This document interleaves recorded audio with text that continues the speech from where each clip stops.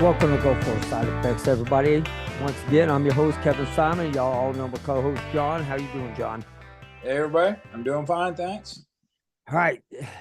So, everybody, I want y'all to know that I didn't really tell John very much about what our podcast was about because I wanted him to kind of be able to ask me questions while I'm doing this. But what we're going to go into is everybody knows what ALS is, Lou Gehrig's disease.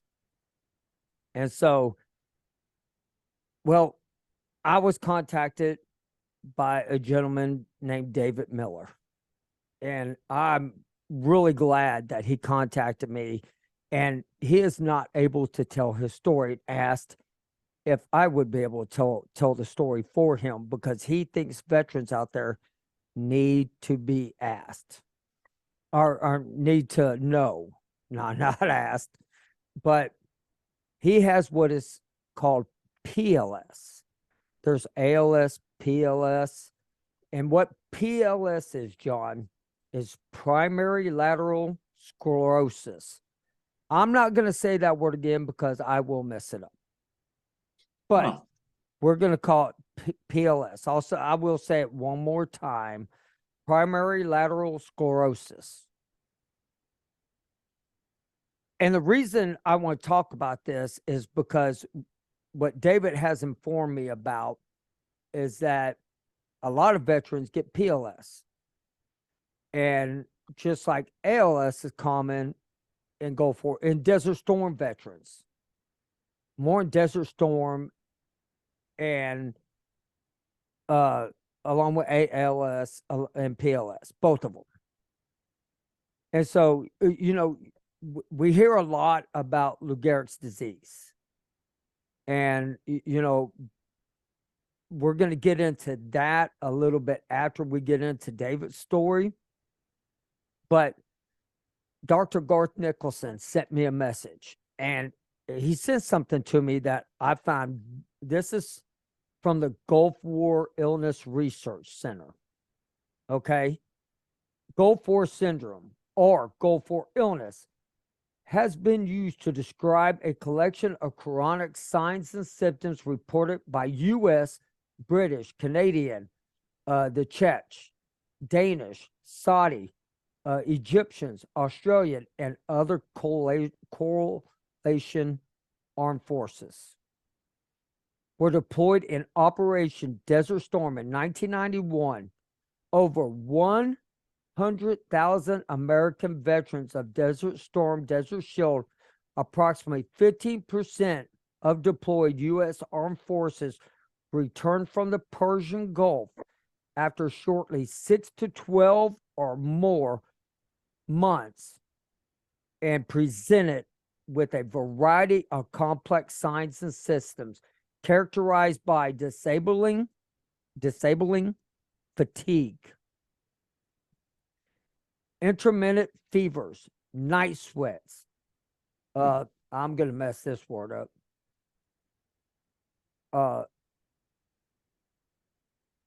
Malaria. Yep. And this word is ARTHRALGIA. So I'll mess it up as arthrogyria, I guess, how they say that word. Sorry, Dr. Garth Brooks, but impairments and short-term memory loss, headaches, skin rashes, intermittent diarrhea, abdominal bloating, chronic bronchitis, confusion, transient vision.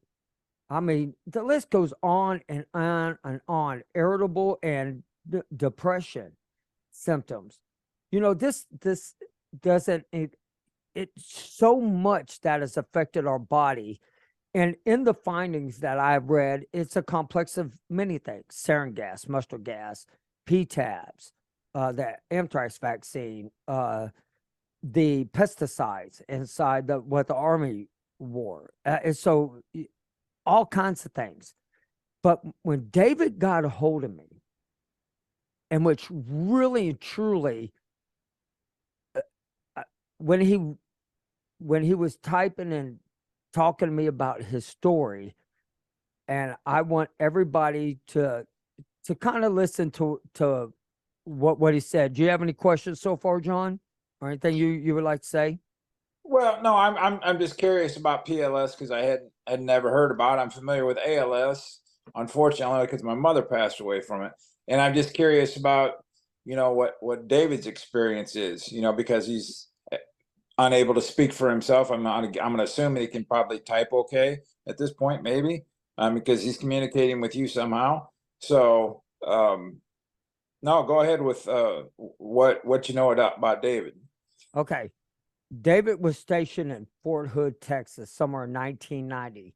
He was assigned to the 341 infantry of the Okay. first Tiger Brigade, 2nd Armored Division in September. We were alerted and prepared for deployment at that time for Desert Shield. When it begun, and the 82nd and 101st and the 24th divisions were already deploying after some very long days getting our equipment and others ready for the shipment. We deployed to Saudi Arabia. After receiving our equipment and deployed to desert in the northern Saudi, we did a lot of training, maintenance out there. When the air war started, we began series of movements up closer to the border. We got word that we were going to be assigned to the Marine Corps task force. That's right there. It's amazing how the Army and the Marines work together in the story. So everybody was working as a team, working down. Okay. At the start of the ground war, we went straight into Kuwait through the lanes and engineers made in the minefields. Once we got past the obstacle belt. What is the obstacle belt? Have you ever heard of that? I think what he's just referencing is past any potential mines, anything that's been cleared. This area's been cleared. For You're given a mines. path, literally a path to go through. So, And then once they got past it, they were escorted. They escorted the Marines to the west side of Kuwait City for those who were rolled up over to the top. So when they went to the top and moved into the desert north of Kuwait City, there we formed a defensive line to prevent more Iraqi forces from getting into Kuwait City. That's where we were when the war ended. Around 1997, I started to notice spasms in his legs. Long story short, I was diagnosed with a motor nerve disease. My disease is called primary lateral sclerosis, PLS. At the present time, I cannot talk, and he has to use a walker. Everyone I've met with the same disease are in wheelchairs. I have participated in some group studies with the VA, as well as some of the Defense Department. PLS is a milder form of ALS, Lou Gehrig's disease. okay. I've learned since then that Desert Storm vets are getting ALS at 4 times the normal ratio. I can only guess why. Anyways, I want to thank you for setting up this time. You don't have to thank us, David, at all. And he just wants to get the word out there so he can help people to know what PLS is. Because there's a lot of veterans out there that have PLS that aren't able to tell their story. From what I understand, there's not, at first they thought it was genetic. Well, then they found out that it may not be genetic. And I know like ALS and neurological blood work, MRIs, electrogram, electrometrogram, nerve condition study, spinal tap, lumbar. Hmm. That's how they do all these tests. Yep. And so with that, PLS is a very, very bad disease. I mean, I to me, I don't know what else you would call it, because it's not curable. So I asked David, I sent him a message and I said, hey, you know what? How is the VA, treating you? And he said it didn't take them long to put him where he was completely satisfied with what they're doing. The VA's been Really? very, very good to him. Do you know what part of the country he's in by chance? I don't know what state that he lives in, but he did say at first he was from Texas. He was at Fort Hood, Texas. It doesn't say where he was from, or but I I I, I know it's up north somewhere. But Yeah. it but what amazes me is how somebody like David still communicates with everybody. He's on all the Gulf War illnesses stuff. And if y'all see him out there, he goes under David C. Miller. And, friend him, ask him questions. People that have PLS, if y'all know somebody with it, he seems to be pretty educational in this because he's going through it, of course. And he wanted to tell a story, and I wanted to tell it for him. I thought that was important. Yeah, I have not ever heard of PLS before. Obviously, like I shared, I understand what ALS is, unfortunately, and I'm yeah, communicating amongst one another is obviously the biggest key um to how we're able to deal with what it is we deal with. And I had done some studies on ALS because I was aware that the veterans, Gulf War veterans, a lot of them deal with ALS. I wasn't familiar with PLS. And I know that my brother and I had talked actually not that long ago about um, obviously we were a little concerned, okay, being kids, if somebody passed away of ALS, what's the possibility of us getting it? And children are up to 50% as likely to get it. It's only 10% genetic, which I had to do a little bit of reading to try and find out because I'm not a big medical person. Um, because there's so much nomenclature that I don't understand, let alone can pronounce. And I was like, okay, is it high? Is it more, or men or women more susceptible? And men slightly more susceptible than women. And after the age of 80 or 70, rather, it doesn't matter. I'm like, well, okay, well, if you're fortunate enough to make it to the age of 70, because us as Gulf War veterans, what is it? You shared something I didn't know. What is it? 10%? No, 10. We're aged at 10 years quicker Right. than the normal person, or the not non-military person, or non-exposed person. Is that correct? 10 years? Yep. About 10 years. Ain't that crazy? But here's the thing, is it just isn't ALS, PLS, there's Parkinson's, there's tremors, that everything neurological is what is going on with all of us vets. So Mm-hmm. when I look at it, and I feel very fortunate because I didn't get PLS, I didn't get ALS, but it makes you wonder in time, is it possible for us to get it? I mean, he got it at a young age. Yeah, and see a diagnosis. It's interesting that he got a diagnosis at a young age because now ALS, it's terminal. You're gonna die. PLS, is that terminal, or can you No, live? you can live. You can live with Okay. PLS. according to the studies that I've seen, I've read, I studied up on. I mean, I am no doctor or anything like that. You know, I could put a link that Dr. Garth Nicholson put of on our page and let people take a look at it, because I think people need to read into, you know, PLS, ALS, Parkinson's, tremors, neurological disorders, because that is the primary issue. I mean, headaches is that's neurological. Us getting headaches, brain fog, stability, everything.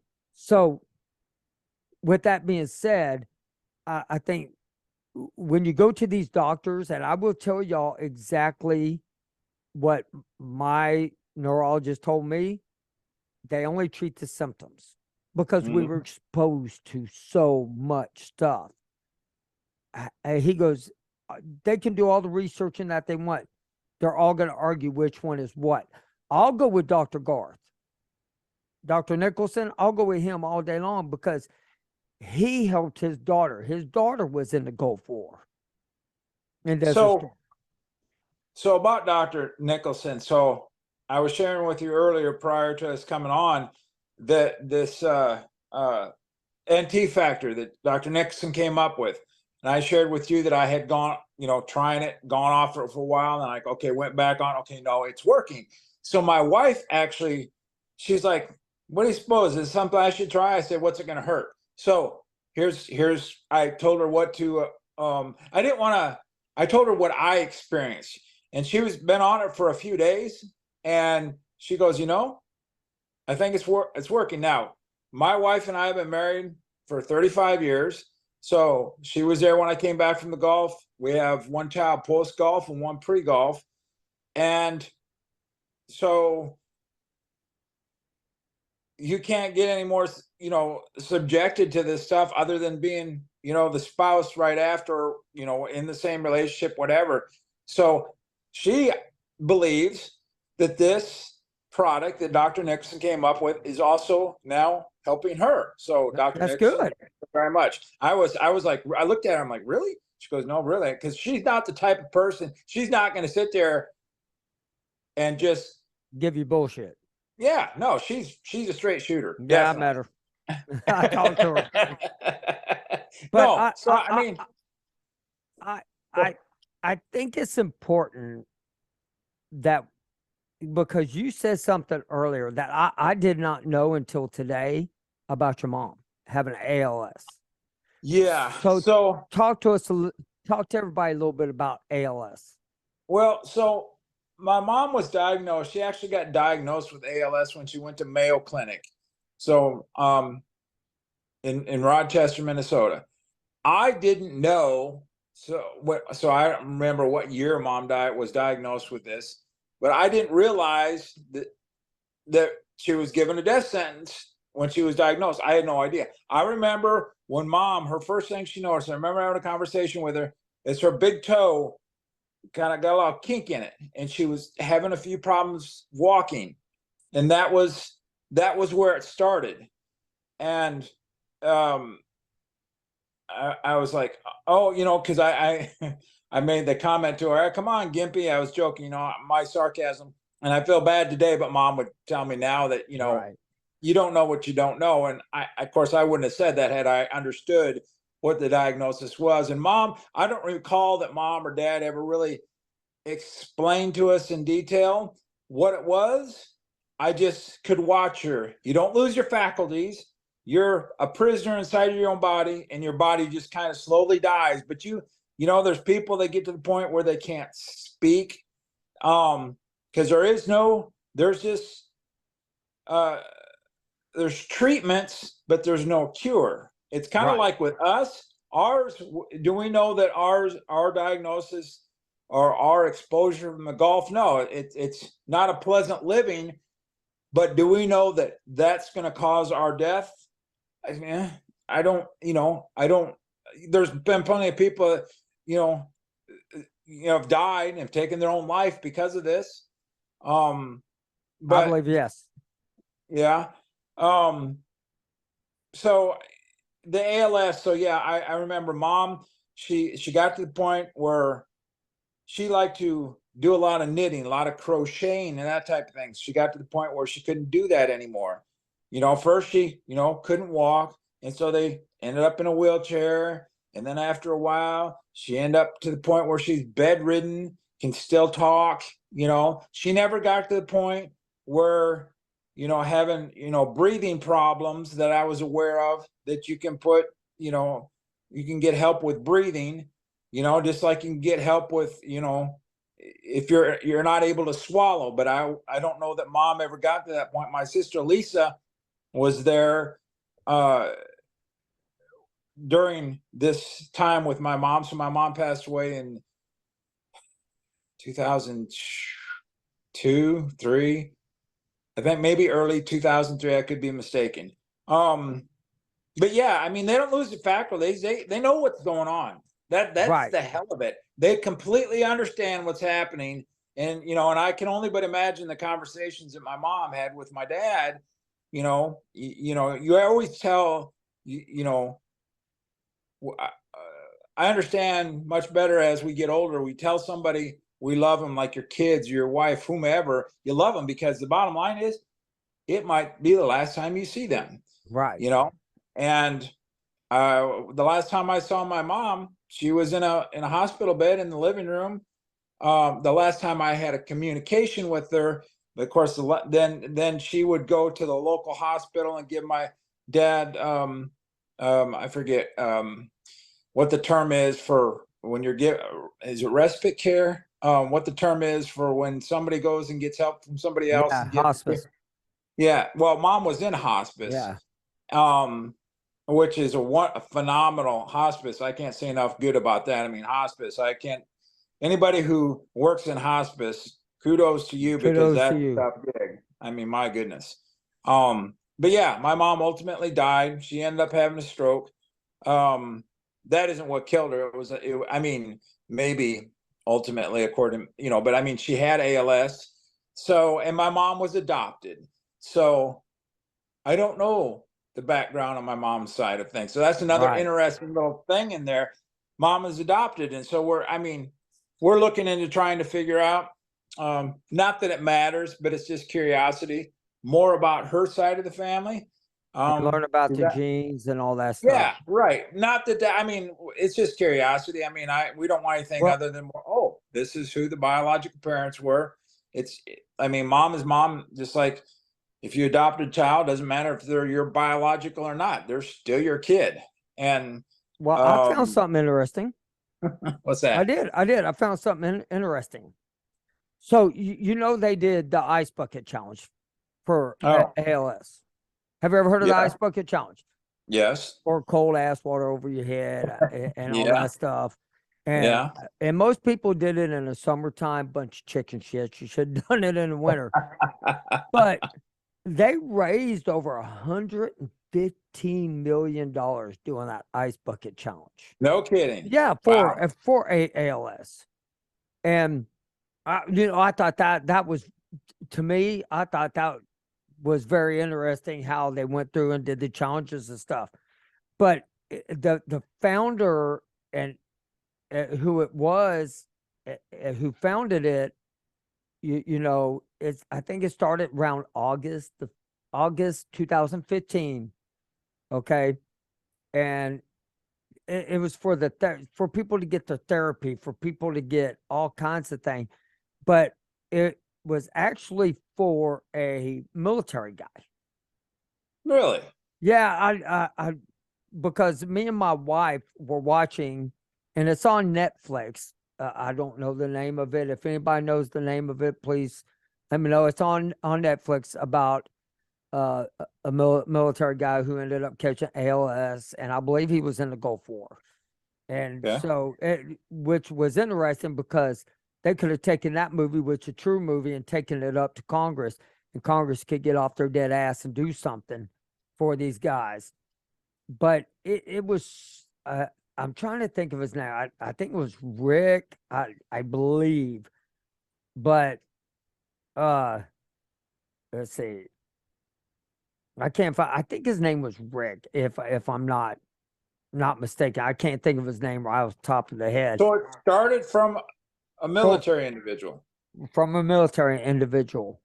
From Really? everywhere I've found, everything I've looked up and everything, they started it, and they made a movie about it. Then they start the ice bucket challenge.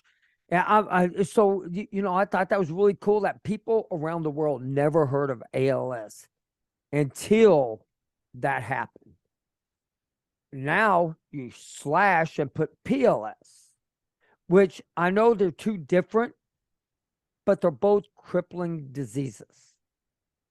Yeah, there's I mean, so we need to get the word out a little bit more about PLS with veterans, because from what I've read, what I studied, PLS is more common in Desert Storm veterans than ALS. And ALS is in every nursing book in their last semester. If you don't believe me, go buy the book, because my wife's in nursing school in her last semester, and it brought up Go For Vets. But what's weird is I want to get into another topic that is a part of this, because when we talk about Go For Vets, I know we're talking about Iraqi freedom veterans being a part of the Go For. Our war had a whole lot more chemicals in it. Our war had P-tabs. Our war had the anthrax shot. Our war had, you know, sarin gas, mustard gas. Their war, and we had burn pits, oil rig fires. They had burn pits, you know, they had sarin gas and everything. And I'm not knocking any one of the two wars, but the Desert Storm veterans, when we go to these places, to our doctors, they're not looking at us because the first thing they say were, you were before 9/11. Well, what the hell does that have anything to do with it? Like, my primary care physician, remember I said, hey, I went in Monday, so I'm going to let everybody know this is exactly what she said. I go sitting in there, and my wife went with me. I'm like, let's see if she gives me one of the paperworks and asks me if I was exposed to any of this stuff. I didn't have to say a damn word. She was like, you're already exposed. You don't need that paperwork. You're already in the system for it. Yeah. And I was like, damn, my doctor knew that beforehand. Well, kudos to And Jeremy is talking about, well, it's about money, money, money. Yes, Jeremy, you're correct, 100%. It is all about the money. But I mean, what we experienced was so much chemicals that each body is different. It's designed different. It's done by the grace of God, and but our genetics are different. Everything about us is different. So well, everybody's going to have different problems. well, and that's the biggest thing we talk about, Kevin. Almost every podcast is the simple communication to one another, because had it not been for communication amongst us, you know, Wade, you know, and I said this before, Wade was the one that turned me on to what he had found out about Dr. Nicholson and the product that he came out with. It was that it sounds kind of simple, because it is. It's just called communication, but you have to do exactly that. And then once you find out, you have to talk amongst other people to say, this is what works for me. Well, that didn't work. I tried this. Or this worked for me, because every one of us is going to be ever so slightly different. A lot of commonalities, as we know. But I mean, yeah, I mean, the Afghanistan, Iraq veterans, I mean, it was terrible war. But you're right. They didn't have, at least not, they have, I'm sure the stuff is still there in the grounds. And only, I have no idea what the explosions, you know, what were in the bombs that were exploded, that, you know, whether it was the, you know, the mines that they ran over, you know, whatever, you know. I haven't talked to a lot of Iraq or Afghanistan veterans, only a few here and there.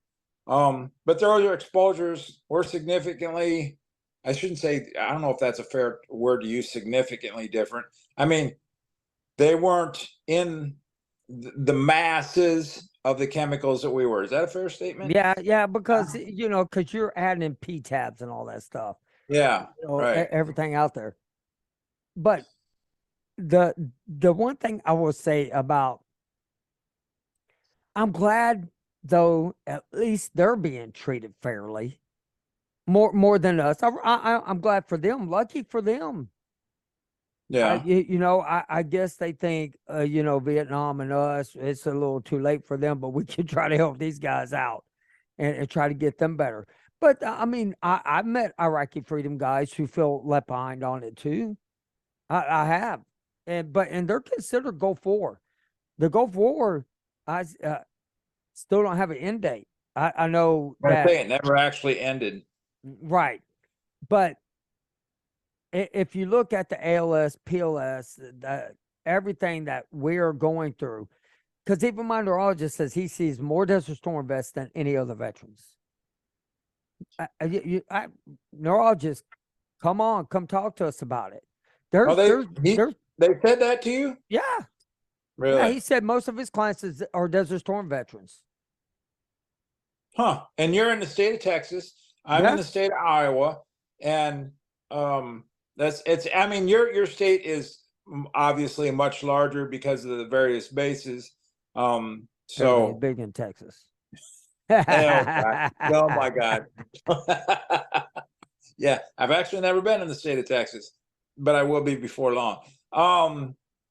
But yeah, I mean, and of course, and we say it often, across our country, the the the medical attention that's provided by your VA, unfortunately, isn't equal from point A to point B.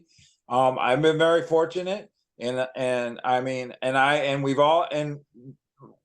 we've advocated for ourselves, and you got to push and push and push and push. Now, some people, I would like to hear the people that push and push and get a lot of resistance, and then finally get through. Because the longer stories, the bigger battles, but they get that what something worked from somebody, a medical professional. And I'm not just saying, well, it was finally because this doctor realized that there was nothing else. Well, but know what the primary illnesses are and what the secondary illnesses are. Yeah. If you have sleep apnea, if that goes with it, with PTSD, or goes with GERD, or there's secondaries to primaries. I mean, and then there's secondaries to secondaries. I mean, so that's why a good VSO officer or talking to somebody that's been through the system on it. But just to let everybody know, if y'all want to research about PLS and ALS, there's the Navy Times had a story in it. It's on va.gov, and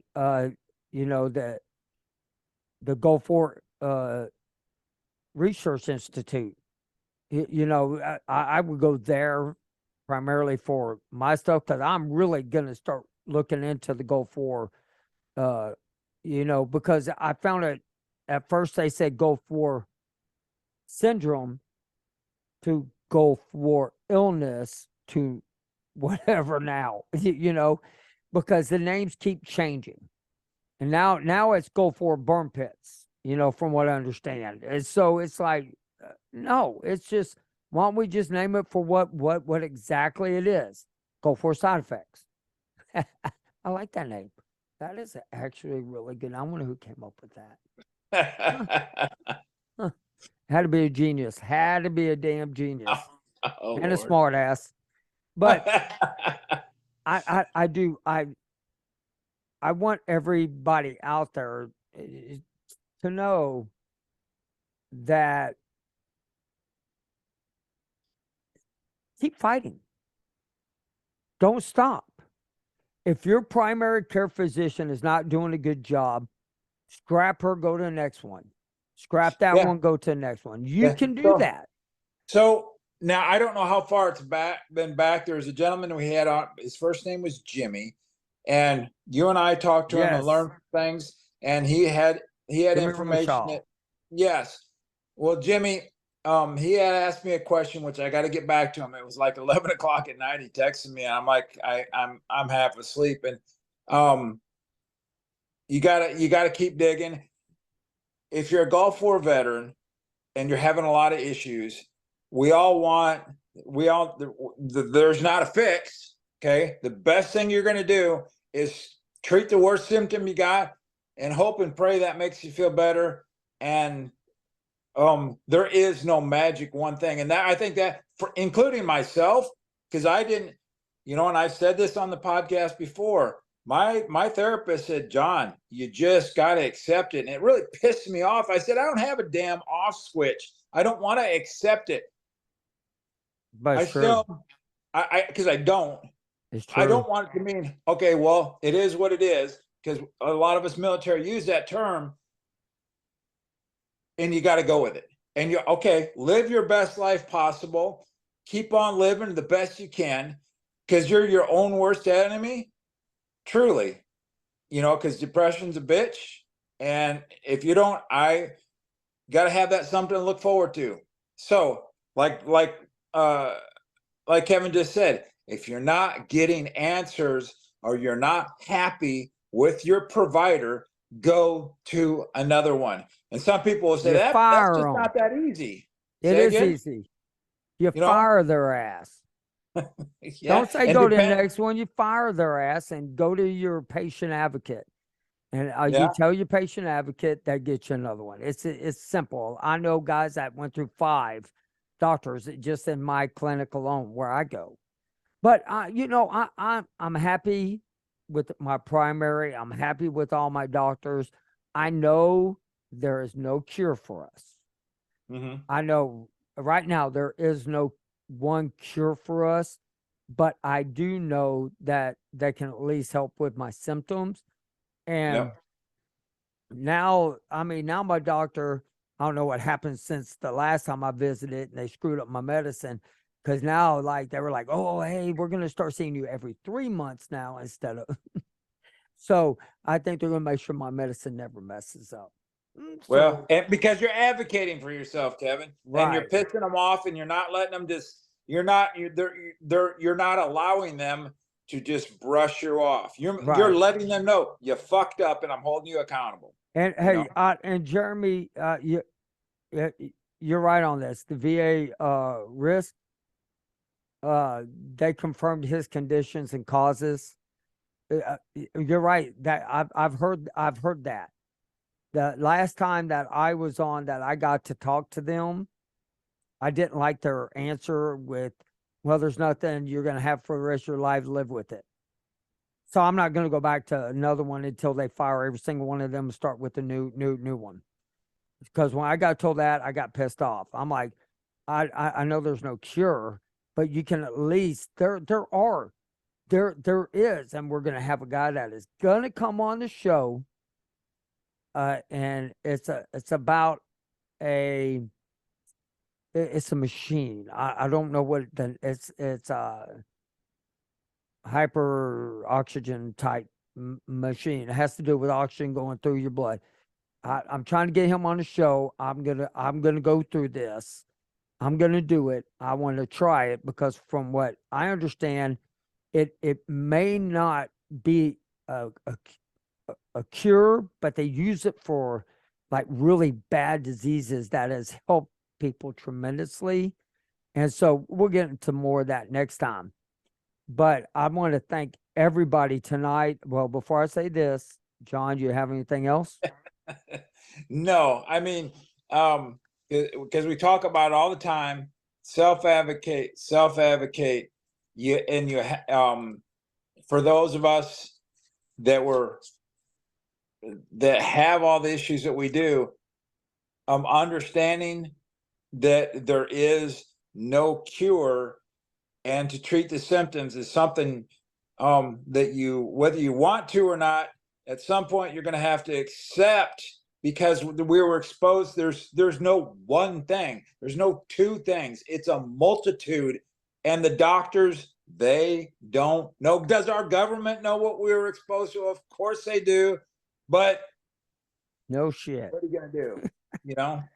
But I'm gonna say, I do want to thank, Dr. Garth Nicholson. I think if it wasn't for him, we wouldn't really be starting to have the researching that we're doing. But I also want to thank Roscamp. I think that, from what I understand, they're doing phenomenal jobs looking into stuff, doing studies and everything. And I think I want to give them kudos. And, I want to thank each and every one of y'all for listening. And if y'all please, if y'all know anybody with PLS and ALS, look into it, understand what they're going through, and, support them. Talk, send them messages. I just think that's important. I think they want to hear from us veterans. And David, I want to thank you so much for sending me. I hope I didn't chop up your message too much, and, John, I want you to have a great night, and everybody, we'll see y'all next week on Thursday. Take care, everyone.